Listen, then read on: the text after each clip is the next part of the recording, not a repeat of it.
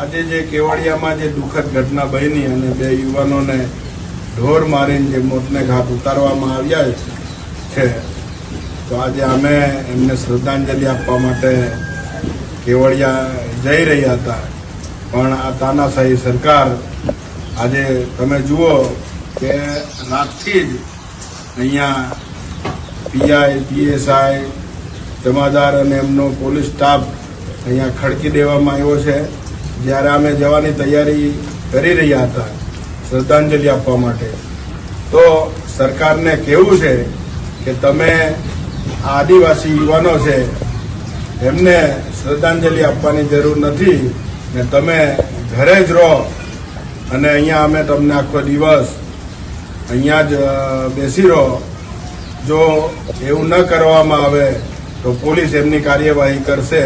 તો અમે એમને જણાવ્યું કે ભાઈ અમારા સમાજના નવયુવાનો હતા જે આ કેવડિયા જેવા પ્રોજેક્ટો છે, એવા તો આદિવાસી વિસ્તારમાં ઘણા પ્રોજેક્ટો આવવાના છે ને આવશે. તો આ જે ગરીબ આદિવાસી લોકો છે, તો એ ગરીબ આદિવાસીઓને શું આવી રીતે જ બહારના લોકો આવીને ને મારી અને મારી નાખશે? તો આદિવાસી સમાજે, આગેવાનોએ, રાજકારણીએ કોઈ બોલવાની જરૂર જ નથી.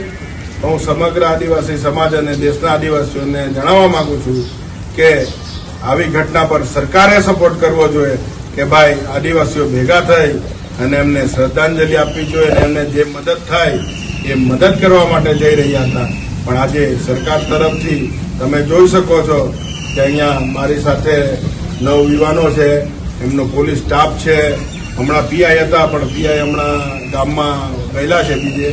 પણ આ રીતના જે દબાવવાનું કાર્ય કરે છે, તો આને અમે આવનારા સમયમાં સાખી નહીં લઈએ અને આ યુવાનોને શ્રદ્ધાંજલિ મળે એ રીતનું અમે આખું ગામ ભેગું થઈને એને શ્રદ્ધાંજલિ આપીશું.